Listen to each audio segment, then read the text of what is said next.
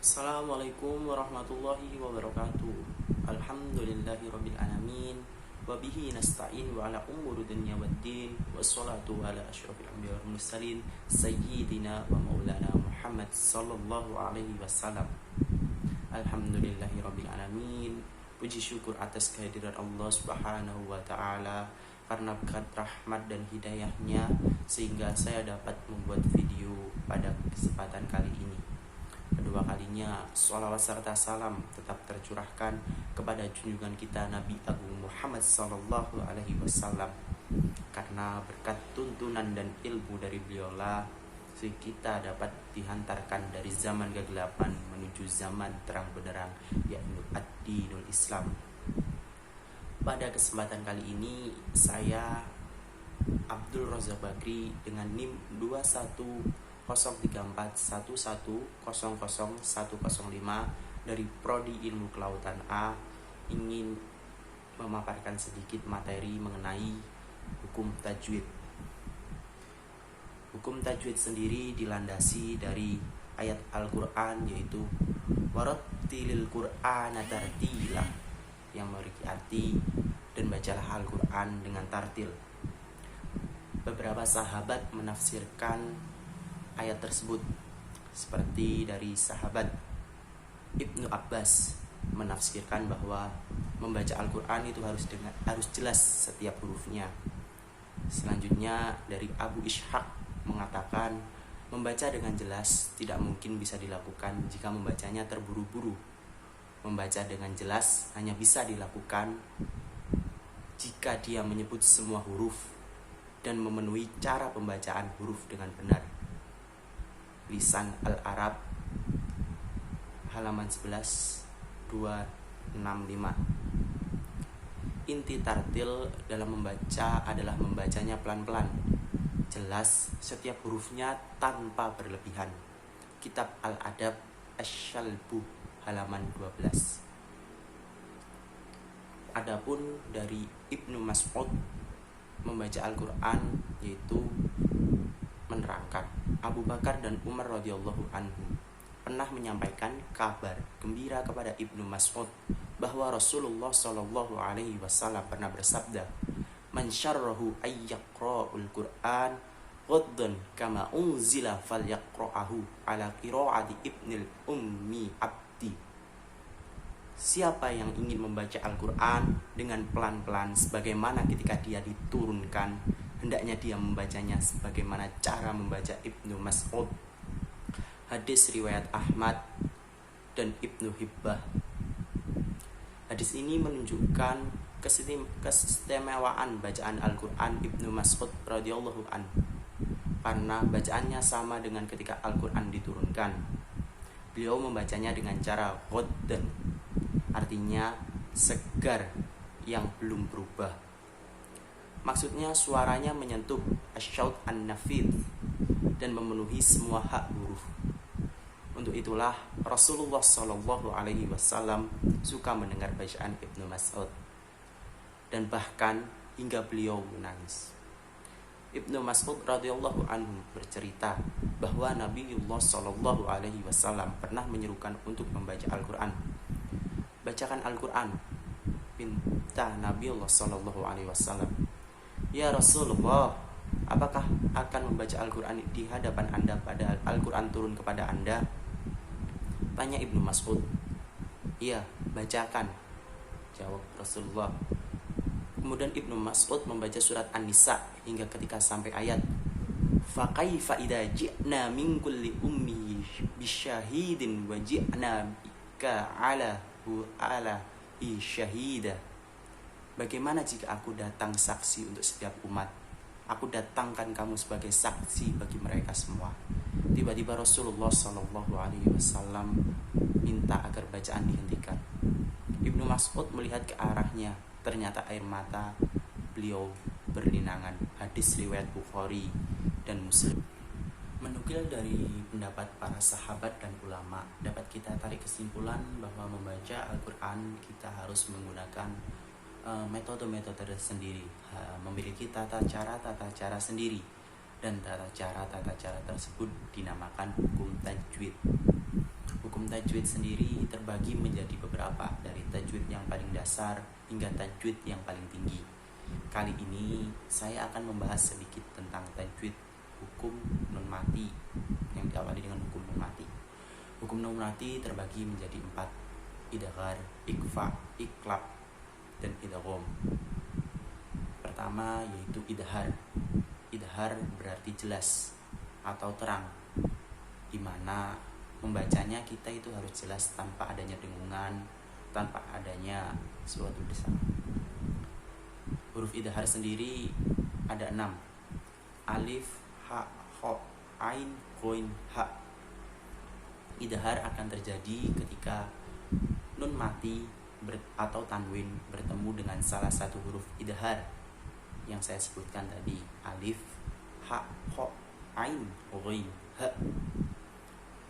Di situ akan terjadi suatu hukum idghar atau suatu keterangan dalam bacaan. Berikutnya yaitu hukum idgham. Idgham sendiri terbagi menjadi 2. Satu ada idgham bi gunnah, dan yang satu ada idgham bila gunnah. Pertama idgham bi gunnah. Idgham bi gunnah adalah cara membaca Al-Qur'an atau membaca hukum-hukum Al-Qur'an, yaitu membaca idgham dengan memasukkan dengungan. Hukum ini dapat terjadi ketika nun mati atau tanwin bertemu dengan huruf-huruf idgham, yaitu ada yang sering disingkat dengan yanwu, ya, nun, mim, wawu. Disitulah akan terjadi sebuah kolaborasi atau sebuah hukum yang dinamakan hukum idgham bi gunnah atau masuk dengan dengungan. Yang kedua ada hukum idgham bila gunnah.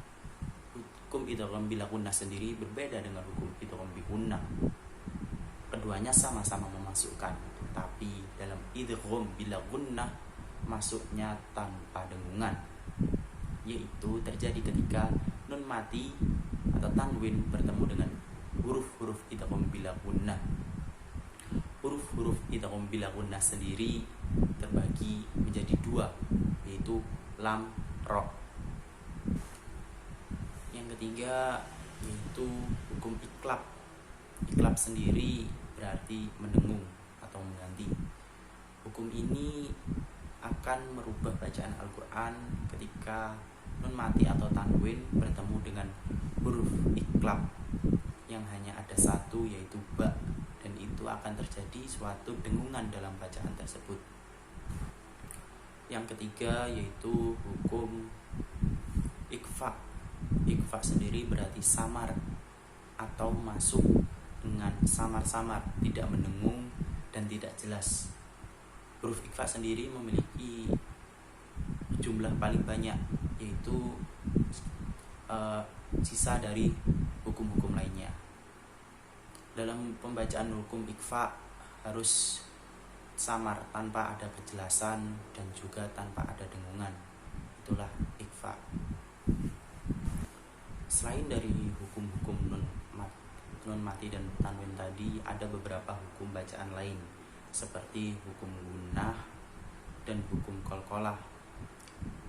Hukum gunnah sendiri adalah bacaan mendengung ketika huruf hijaiyah bertemu dengan huruf mim atau nun yang bertanwin. Selanjutnya saya akan membahas mengenai qalqalah. Qalqalah adalah suatu pantulan dalam bacaan. Huruf qalqalah sendiri sering disingkat dengan baju di toko atau ba, jim, dal, to, ko. Itulah huruf qalqalah. Qalqalah terbagi menjadi 2, yaitu qalqalah sugro dan qalqalah kubro. Qalqalah sugro adalah huruf-huruf qalqalah yang ditemukan pada pertengahan ayat, sedangkan qalqalah kubro adalah huruf-huruf bacaan Al-Qur'an yang ditemukan pada akhiran ayat. Berikutnya saya akan membahas sedikit tentang bacaan gharib. Bacaan gharib adalah bacaan yang istimewa dalam Al-Qur'an. Kenapa istimewa? Dikarenakan bacaan ini jumlahnya terbatas, hanya ada beberapa dalam Al-Qur'an dan hanya terbagi menjadi beberapa hukum, dan itu sangat sedikit di dalam Al-Quran sendiri. Gharib sendiri berarti menyimpang atau bacaan yang dibaca tidak sesuai dengan bacaan sebelumnya. Bacaan ini tidak banyak diketahui oleh orang-orang dikarenakan jumlahnya yang begitu sedikit. Di sini saya akan mempraktekkan bacaan idhar terlebih dahulu dari setiap hurufnya.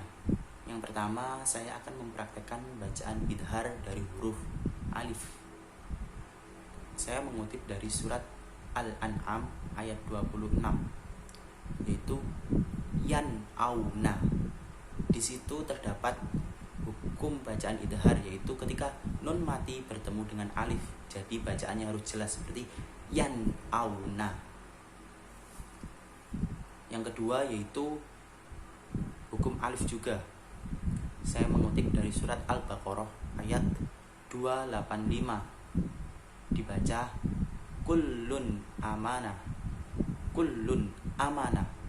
Di situ terdapat hukum bacaan idhar, yaitu ketika kullun, di situ ada huruf lam yang tanwin bertemu dengan huruf alif di depannya, jadi harus dibaca dengan jelas atau terang, kullun amanah.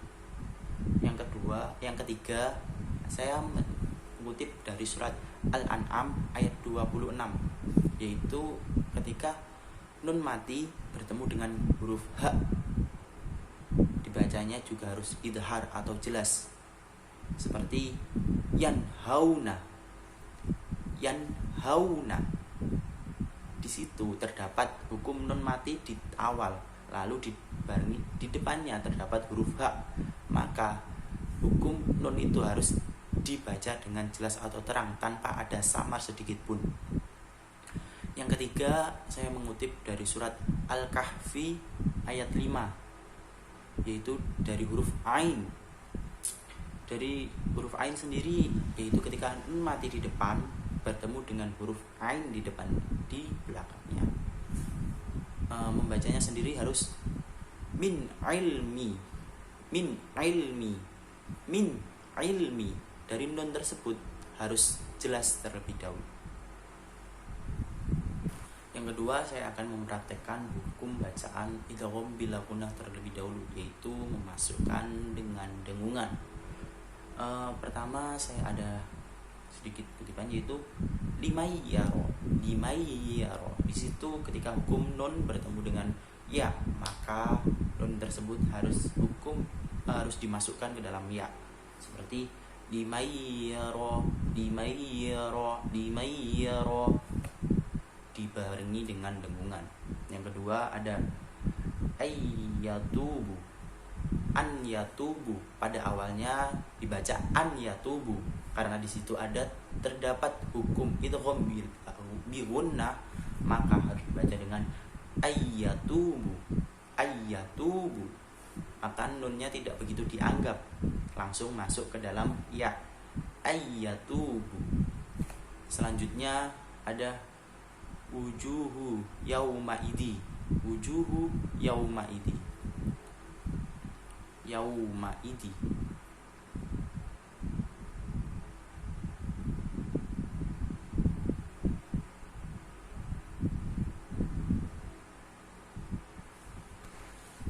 Yang kedua, saya akan mempraktekkan hukum bacaan idgham bi gunnah atau masuk dengan dengungan.